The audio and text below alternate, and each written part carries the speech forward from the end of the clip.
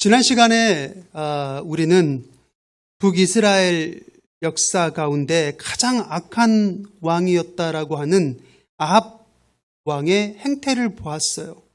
오늘 본문은요, 북이스라엘이 아니라 이스라엘도 우리나라처럼 남북으로 이렇게 나눠졌었던 역사가 있죠. 이제 남쪽의 이야기입니다.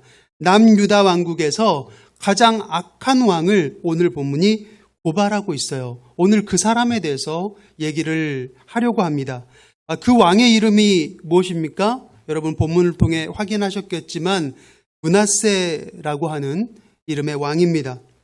사실 이 므낫세 왕은요, 하나님께 그래도 괜찮다라고 꽤 칭찬을 받았던 히스기야 왕이 있어요. 이 히스기야 왕의 아들입니다. 열왕기왕 하 18장 3절에 보면 성경은 이 히스기야 왕을 이렇게 평가하고 있거든요. 히스기야가 그의 조상 다윗의 모든 행위와 같이 여호와께서 보시기에 정직하게 행하여 이렇게 이야기하고 있습니다. 하나님께서 히스기야를 인정하셨다는 거예요. 하나님께서 히스기야를 인정하신 데에는요, 특별한 이유가 있었습니다. 그게 무엇이었냐면 그 당시 남유다 왕국의 백성들에게 아주 깊이 뻗어 있었던 우상이 있었어요. 민간인들에게 뻗쳐 있던 우상들은 대체로 산에 있는 산당이라고 하는 곳에서 우상들에게 제사를 지내는 형태로 그렇게 되어 있습니다. 그래서 성경에 보면 여러분들이 산당이라고 하는 것을 특별한 지명을 여러분들이 확인할 수가 있는데, 이 산당들을 히스기야가 폐하는 일들을 했어요. 뿐만 아니라 이 히스기야의 아버지가 또 굉장히 유명한 사람입니다. 그러니까 악한 것으로는 한 악함하는 사람이었는데, 이 사람의 이름이 아하스라고 하는 왕이었어요. 이 왕은 우상 숭배하는 것으로 굉장히 정평이 나 있는 왕입니다. 그래서 남유다가 그래도 북이스라엘보다는 하나님을 가까이 하는 왕국이었음에도 불구하고 아하스 왕 때 하나님을 배신하고 이 아하스 왕은 바알을 섬기는 제단을 쌓고 또 바알의 지난 시간에 얘기했죠. 항상 따라다닙니다. 아세라. 그러니까 바알이 남편이라면 아세라는 항상 따라다니는 부인과 같은 역할로 이해를 했어요. 그래서 아세라도 함께 섬기는 그러한 악함을 저질렀는데, 아버지가 만든 그런 바알의 신상들, 아세라 신상들을 모두 폐하는 이른바 종교개혁을 멋지게 단행했던 사람이 바로 히스기야 왕이었어요. 그런데 오늘 히스기야의 아들 이 므낫세는요, 그의 아버지가 보여줬던 행보가 아니라 정반대, 그러니까 다윗의 행하였던 길과는 다른, 정직과는 다른 그러한 삶을 살았습니다. 오늘 2절에 므낫세를 이렇게 먼저 소개를 하고 있어요. 므낫세가 여호와 보시기에 악을 행하여 여호와께서 이스라엘 자손 앞에서 쫓아내신 이방 사람의 가증한 일을 따라서 그의 아버지 히스기야가 헐어버린 산당들을 다시 세우며 이스라엘 왕 아합의 행위를 따라 바알을 위하여 제단을 쌓았다. 그렇게 소개를 하고 있습니다. 여러분, 여기서 한 가지 재밌는 사실을 우리가 확인할 수 있죠. 우리가 지난 시간에 북이스라엘의 악한 왕에 대해서 나누면서 등장했었던 한 인물이 오늘 본문에 등장을 합니다. 누구예요? 제가 처음 서두에서도 이야기를 했었었는데요. 누굽니까? 아합이라고 하는 사람이죠. 여러분, 우리가 열왕기서를 잘 보시면 한 가지 열왕기서의 특징이 있습니다. 열왕기서는 왕들의 행적을 기록한 게 열왕기예요. 그런데 여기에 많은 왕들이 나오지만 이 왕들이 두 가지로 나눠집니다. 하나님께 인정을 받는 왕과 하나님께 인정을 받지 못한 왕으로 나눠져요. 하나님의 마음에 합한 왕과 하나님의 마음에 합하지 못한 왕으로 나누어집니다. 그런데 이렇게 나누어서 소개를 할 때 반드시 하나님의 마음에 합한 왕을 소개할 때는 그에 따라서 언급된 사람이 있고요. 반대로 하나님의 마음에 합하지 못한 왕을 소개할 때도 그와 함께 언급된 사람이 있어요.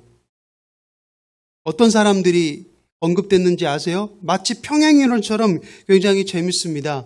하나님께 인정을 받은 왕들, 하나님의 마음에 합한 왕들을 소개할 때는 이 사람이 반드시 같이 언급돼요. 누구냐면 다윗입니다. 그래서 항상 이 사람이 하나님의 마음에 합하게 정치를 했다. 그러면 그가 다윗의 길로 행하였다. 이렇게 소개를 합니다. 그 말은 무슨 말이에요? 하나님의 마음 가운데 기준이 누구라는 말입니까? 하나님의 마음에 합한다라고 했을 때 거기에 대한 기준은 다윗이라고 하는 것이죠. 여러분 다윗 왕 잘 아시잖아요. 어떤 사람입니까? 이 사람이 정말 하나님의 마음에 합한 일만 했어요? 그렇지 않죠. 사실 우리가 좀 생각했을 때 이거는 좀 결격사유인데라고 생각할 만큼 굉장히 큰 범죄를 저질러요. 그렇잖아요.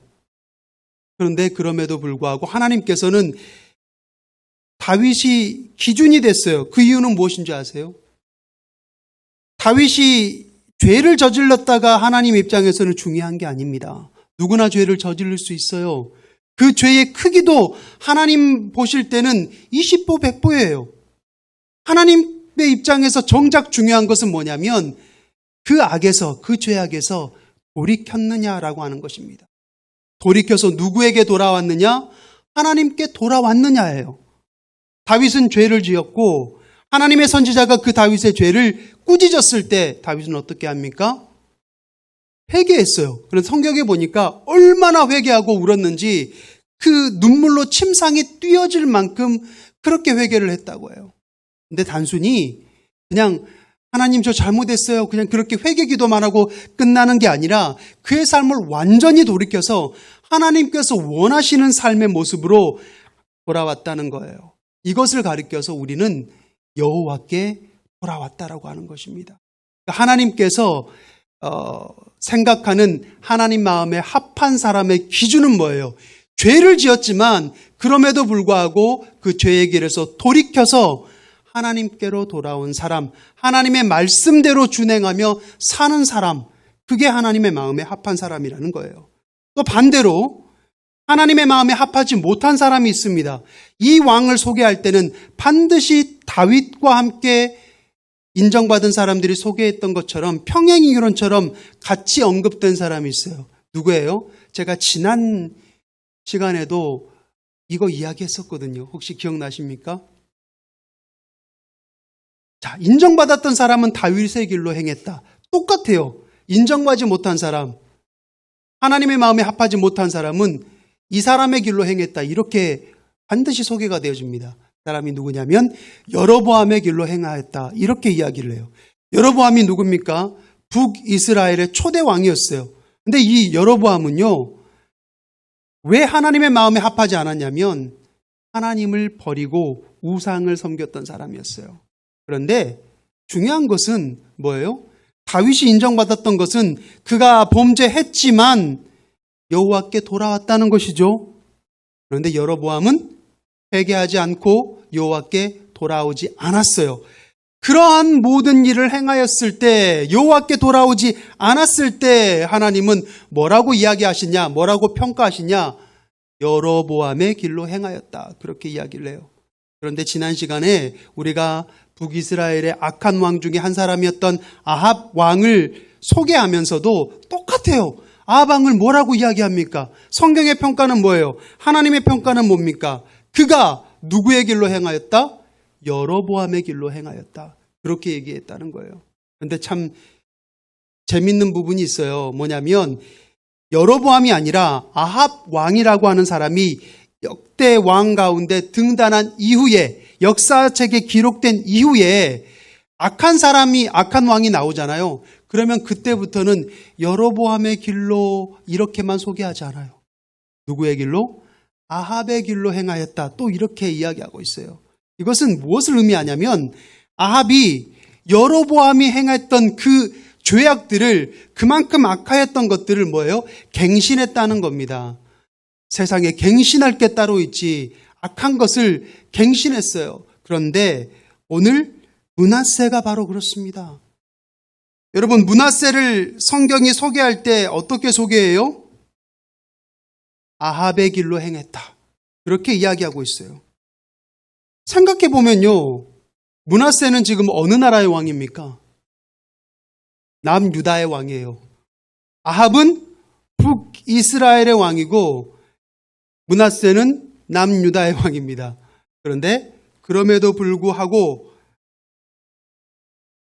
아합의 길로 행하였다라고 그렇게 평가되고 있어요. 여러분, 이것은 정말 므낫세의 스펙 가운데 그야말로 수치스러운 스펙이죠. 왜 그럴까 봤더니 역시 그럴 만한 이유가 있어요. 므낫세는요, 그의 아버지 히스기야가, 여러분 제가 어떤 사람이라고 했죠? 가장 대표적인 업적, 종교개혁을 했었다고 했죠. 산당들을 없애고, 그리고 그의 아버지가 지었던 바알의 제단과 아세라의 제단을 허물었다고 했어요. 자, 그렇게 종교개혁을 어렵게 이뤄낸 겁니다. 그런데 그 아버지가 행했던 종교개혁을 그대로 거슬러 온 거예요. 쉽게 말해서 종교개혁을 이뤄내기 그 이전의 상태로 유다 왕국을 그렇게 되돌려 놓았다라고 하는 거예요. 그의 아버지가 헐었던 산당들을 일일이 다시 찾아서 다시 복구하고 세웠습니다. 그리고 그의 할아버지가 행했던 바알의 제단들, 아세라의 목상들을 만들었어요. 그런데 여러분 생각해 보시면 우리가 성경에 우상을 섬기는 왕들의 많은 행태가 나오잖아요. 그런데 이런 역사들은 사실 자주 볼 수 있잖아요. 그죠? 그래서 요즘 아이들 말로 클리셰 같은, 정말 그렇게 보여질 수 있어요. 그래서 여러분도 그렇게 놀라지 않을 수 있습니다. 그런데 오늘 므낫세가 행했던 악행 가운데 우리가 눈여겨볼 만한 한 가지가 있어요. 오늘 본문 6절의 말씀인데요. 여기에 이렇게 시작을 하고 있어요. 본문 6절에 보면 또 자기의 아들을 불 가운데로 지나게 하며, 이렇게 얘기를 합니다. 여기서 자기의 아들이라고 할 때 자기는 누구예요, 지금? 므낫세예요. 그러니까 므낫세 왕이 자기 아들을 어디로 지나게 했다고요? 불 가운데로 지나게 했다. 여러분 한번 눈을 감고 잠깐 상상해 보세요. 여러분 이 장면 어디서 봤어요? 우리가 볼 때는 뭔가 1년에 한 번 TV에서 하는 무슨 서커스단 이런 거 이렇게 할 때, 그럴 때나 볼 법한 그런 장면이잖아요. 이게 무슨 말일까요? 어떤 므낫세에게 과학적인 어떤 그런 취미가 있어서 자기 아들을 불을 질러놓고 거기를 지나가게 했다는 말이에요. 여러분 이 말은요, 몰렉이라는 신에게 바치는 제사를 이야기하고 있는 겁니다. 자기 아들을 누구에게요? 우상에게, 몰렉이라는 우상에게 바쳤다 이 말이에요. 그런데 여러분 자 보세요. 지금 가나안에 3대장이 다 나왔어요. 가나안 땅에서 유명한 신들이 다 나왔습니다. 첫 번째 바알 나왔어요. 굉장히 유명하잖아요. 그 다음에 또 바알의 아내, 부인 누구? 아세라 나왔죠. 그리고 또 끝판왕 몰렉이 나왔어요. 이 세 명이 가장 유명한 가나안 지방의 우상인데요. 이 셋 중에서도 가장 악명 높은 제사법으로 알려진 신이 누구냐? 바로 몰렉이에요. 사실 이 몰렉을 섬기는 제사법은 아주 오래전부터 있었습니다. 그래서 이스라엘 백성들이 가나안 땅에 들어가기도 전에 홍해바다를 건너고 요단강을 건너야 되는데 40년 동안 가나안 땅에서 헤매이잖아요. 근데 그때 이미 몰렉을 섬기는 문화를 접했어요. 근데 하나님께서 혹시나 이스라엘 백성들이 여기에 물들까 봐 이미 그때 당시 모세에게 경고했어요. 어디에 경고를 했냐면 레위기 18장 21절에 이렇게 이야기합니다. 너는 결단코, 너는, 이거는 이스라엘을 말하는 거예요. 이스라엘은 결단코 자녀를 정확히 이야기합니다. 몰렉에게 주어 불로 통과하게 함으로써 내 하나님의 이름을 욕되게 하지 말라. 여러분 얼마나 무섭습니까? 하나님께서 언젠가 므낫세라고 하는 왕이 몰렉에게 자기 아들을 통과하게 할 것을 이미 알고 계신 거예요. 그리고 이미 오래전에 모세에게 절대로 몰렉에게 네 아들을 바치지 말아라. 이거는 내가 가증히 여기는 일이다. 싫어하는 범죄다. 라고 그렇게 얘기를 했어요. 여러분 역사 시간에 혹시 포에니 전쟁이라고 하는 전쟁 배웠던 기억 나십니까? 잘 몰라도 됩니다. 로마와 카르타고가 싸웠던 전쟁이에요. 그런데 여기서 로마가 이기게 되거든요. 이기게 돼서 카르타고라고 하는 도시에 이제 들어갔는데 그곳이 그때 당시로는 지금으로 말하자면 미국의 뉴욕 같은 곳이에요. 제일 번화한 곳이고 번영한 곳이고 세상에 없는 곳입니다. 그런데 그곳에 가니까 정말 발달된 그런 시설들을 보고도 놀랐지만 로마 사람들이 정말 뒤집어질 정도로 놀란 것은 따로 있었어요. 그게 뭐냐면 카르타고에서 섬기는 제1신이 바로 몰렉이었어요. 근데 이 몰렉을 섬기는 그 방법에 로마 사람들이 까무러쳤다라고 하는 거예요. 잠깐 우리 준비된 이미지 한번 보여주시겠어요? 자, 이게 지금 몰렉 신상입니다. 머리가 어떻게 됐어요? 누구를 닮았습니까? 황소의 머리를 하고 있고 몸은 사람의 형상을 하고 있어요.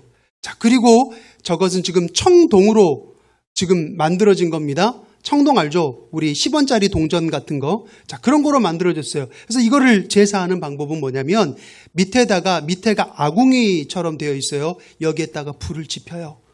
그러면 서서히 달구어지겠죠? 자, 충분히 달구어지면 저 몰렉의 뚜껑이, 몸통이 뚜껑처럼 열리게 되어 있어요. 열리면 거기에다가 아빠가 자기가 바칠 아이를, 자기 아들을 데리고 와서 헌화함으로써 인신 공양을 하는 겁니다. 그리고 문을 닫아요. 그럼 어떻게 되겠어요? 그 아이가, 그 어린 것이 곡성을 내지르면서 죽어가는 거죠. 그러면 대부분 그 곡소리를 들으면 아버지가 기절하는 경우가 많았대요. 그러지 않겠습니까? 그러니까 제사장들이, 몰렉의 제사장들이 옆에서 아버지가 그 곡소리를 듣지 못하도록 북을 두드리면서 제사를 했다고 해요. 얼마나 끔찍합니까? 이게 사람이 할 짓입니까? 그런데 그걸 지금 누가 했다고요? 유다의 왕. 이스라엘을 섬겼던 남유다의 왕 므낫세가 이것을 했다는 거예요. 자, 그러면 여러분 한번 생각해 보세요. 여러분, 이 므낫세라고 하는 사람이 여러분 아무리 심성이 고약할지언정, 그렇죠? 근데 과연 미치지 않고서야, 그렇잖아요. 사람이 미치지 않고서야 어떤 부모가, 그것도 여러분 므낫세가 뭐 하는 사람입니까?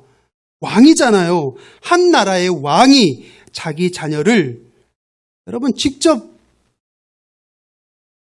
그럼 므낫세가 그냥 몇몇 지인들하고 자기 부하들하고 같이 몰래 가서 몰렉에게 자기 자녀를 바친 게 아니에요. 여러분 여기서 말하는 몰렉에게 불을 통과하게 했다는 것은 어떤 거를 이야기하냐면 지금 우리나라로 말하자면 광복절날 어떻습니까? 모든 그 우리나라를 대표하는 각계의 귀빈들이 다 한자리에 모이고 대통령이 나와서 그 전 TV로 이렇게 중계방송하면 대통령이 연설하잖아요. 마치 그러한 거예요. 이스라엘의 남유다 국가 행사 때 모든 열방 방백들이 대표하는 방백들이 다 모이는 자리에서 이 왕이 대표로서 솔선해서 자기의 아들을 그렇게 몰렉의 몸통 안으로, 달구어진 몸통 안으로 들여보냈다는 거예요. 여러분 생각해 보세요. 어떻게 하면 이렇게까지 할 수 있죠? 아무리 그렇다고 이 므낫세라고 하는 사람이 어떻게 과연 이렇게까지 할 수 있었을까? 여러분이라면 여러분 상상이 되세요? 상상도 하기 싫잖아요. 제가 생각했을 때 이 세상에서 가장 현재 악한 사람이라고 하면은 떠오르는 사람, 우리 북쪽에 있는 그 사람, 그 사람이라도 아마 자기 자녀에게 그렇게 하진 않을 것 같아요. 오히려 자기 자기를 더 끔찍하게 생각할지 모르겠어요. 그런데 이것은 여러분 무엇을 말하냐? 이것은요, 그만큼 그때 당시 므낫세가 왕이잖아요. 왕이 백성들 대표로 지금 이 끔찍한 짓을 했어요. 이거는 이스라엘이 지금 어떠한 상황 가운데 있는지 모르지만 그만큼 이스라엘의 상황과 므낫세의 상황이 굉장히 아주 안 좋다는 거예요. 매우 절박하다는 거예요. 여러분, 므낫세가 어떤 사연이 있거든요. 사연 한번 들어보시겠어요? 왕이 됐어요. 근데 왕이 됐을 때 이미 나라는 경제적으로 폭망에 있었어요. 대폭망에 있었습니다. 그런데 이것은 아이러니하게도 하나님께서 인정하셨던 그의 아버지, 누구요? 히스기야 왕이 행했던 종교개혁과 관련이 있어요. 이상하죠?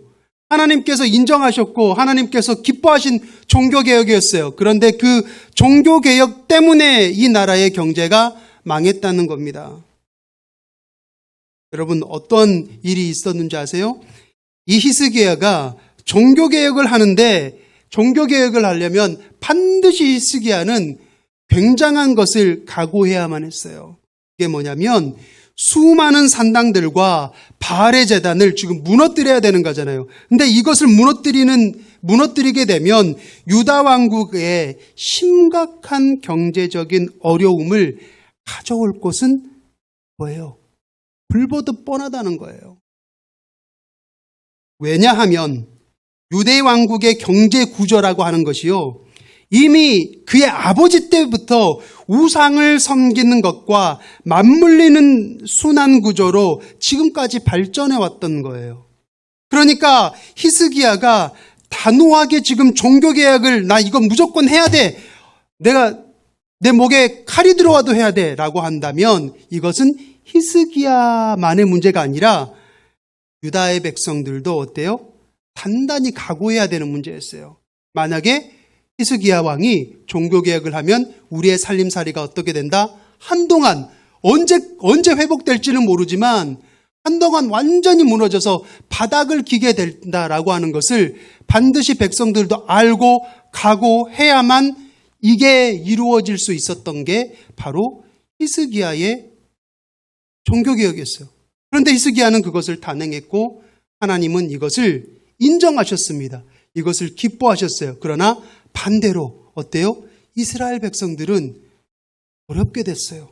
그런데 오늘 본문 보니까 히스기야가 죽고 히스기야의 아들 므낫세가 왕이 됐을 때 몇 살이라고 했어요? 1절에 보니까 12살이래요. 여러분, 12살이 어떻게 나라를 다스릴 수 있습니까?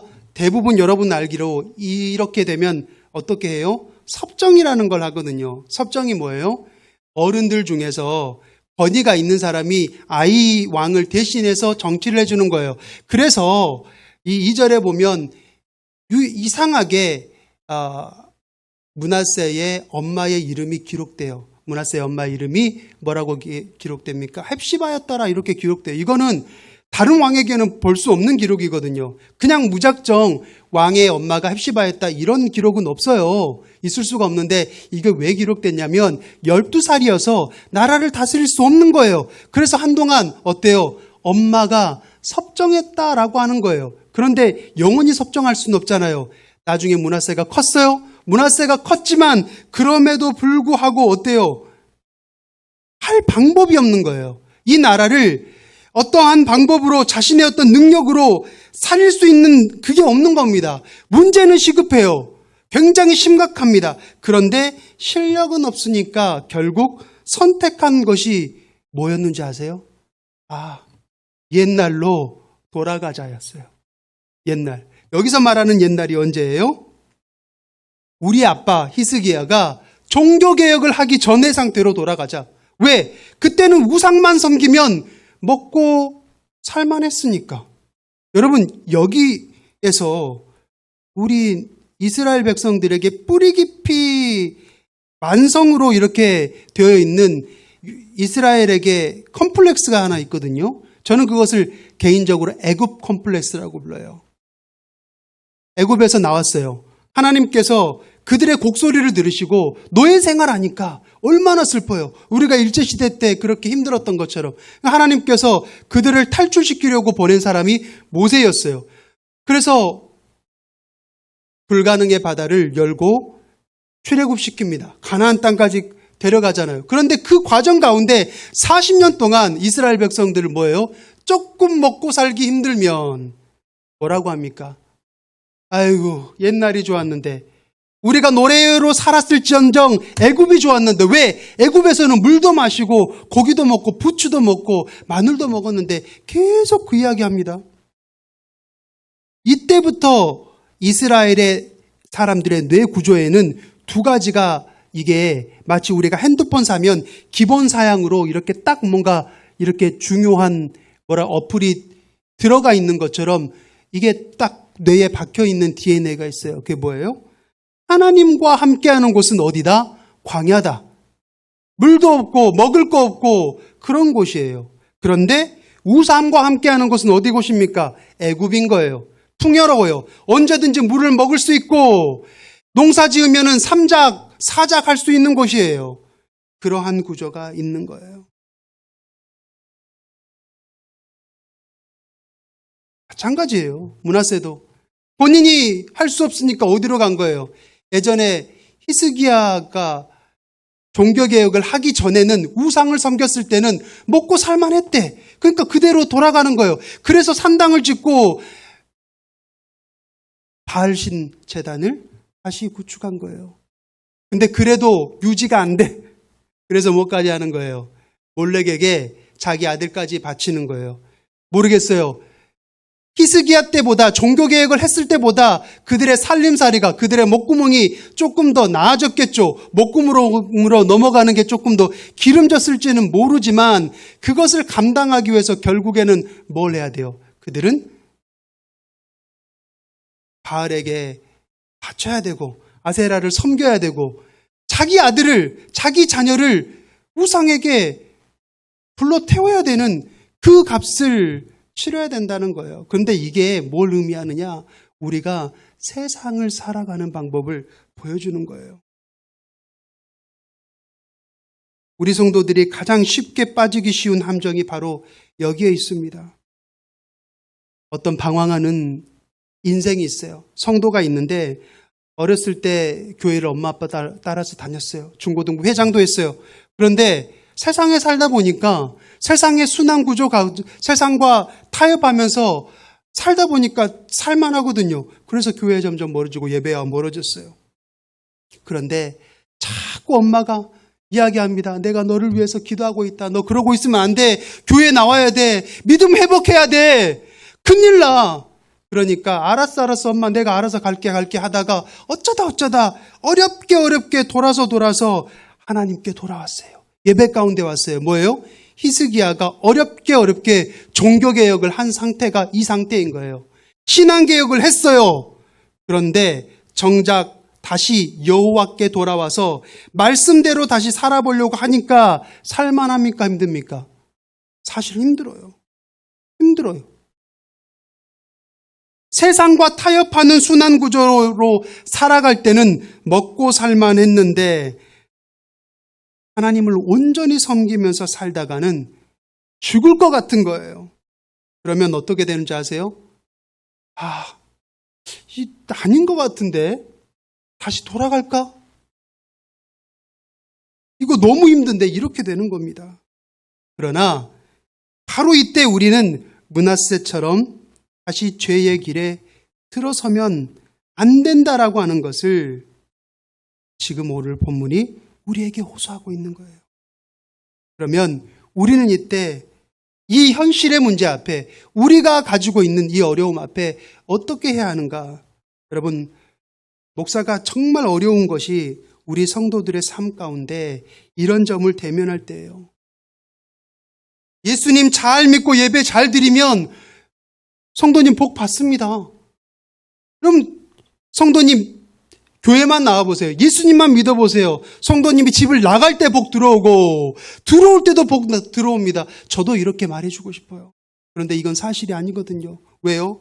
오히려 여러분 예수님을 믿을 때 그 반대의 경우가 사실 더 많아요. 하나님을 정말 제대로 의지하고요. 예수님을 제대로 믿기 시작하면 오히려 히스기야가 종교개혁을 했을 때 사실상 백성들에게는 뭐가 와요? 궁핍함이 옵니다. 절대적인 궁핍함이 와요. 그런 것이 언제 끝날지 모를 그 궁핍함,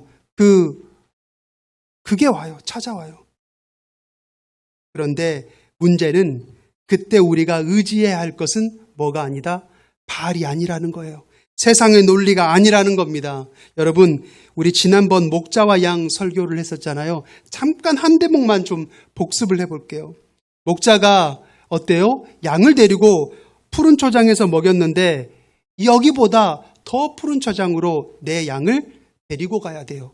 근데 거기로 가려면 반드시 어디를 지나쳐야 한다고요? 사망의 음침한 골짜기를 지나갈 수밖에 없어요. 자, 그러면 사망의 음침한 골짜기는 얼마나 무섭습니까? 협곡이에요. 길이 좁아요. 그리고 승냥이 떼가 나를 노리고 있어요. 길이 좁고 무섭다고 내가 눈에 좋아 보이는 방향으로 가는 양은 어떻습니까? 결국 죽을 수밖에 없는 거예요. 그런데 사망의 음침한 골짜기를 지날 때 오히려 무서우니까 어떻게 해요? 목자에게 더 뿌짝 다가가서 음침한 골짜기를 통과하는 양은 결국 그 사망의 음침한 골짜기를 결국에는 통과한다는 거예요. 통과하는 게 중요한 게 아니죠. 결국 어디로 갑니까? 더 안전한 푸른 초장에 결국 가게 된다는 거예요. 저는요, 오늘 설교가 조금 길어졌지만 제가 지금 목사로서 우리 성도들 모르겠어요. 막 많진 않지만 저에게 맡겨진 영혼들이라는 생각이 계속해서 더 많이 듭니다. 제가 우리 성도님들의 기도 제목을 너무나 잘 알고 있잖아요. 그런데 히스기야가 종교개혁을 했을 때 왔었던 곤핍, 곤고함, 어려움, 이거를 우리 성도들이 지금 다 겪고 있어요.